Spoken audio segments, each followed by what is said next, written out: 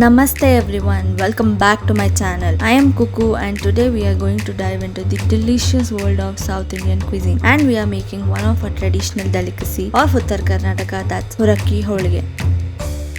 First step is to make the dough. For the dough, we'll add Maida, ghee, pinch of salt and water. Mix them all together to form the dough. Now that our dough is ready, it's time to move on to the stuffing.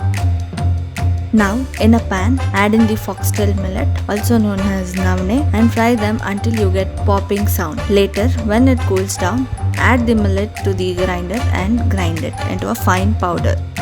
Now, in a pan, add in the jaggery and water and stir it until the jaggery melts, and then we'll add the foxtail millet powder and mix it, and then add elaichi and nutmeg powder and mix it for 2 to 3 seconds and turn the gas off and let it cool.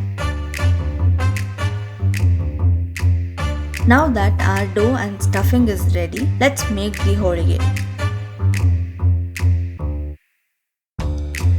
We are almost there. It's time to cook the Huraki holige. For that, in a pan, heat oil for frying in a medium-high heat and fry them until they turn golden brown from both the sides. Make sure that they are evenly cooked.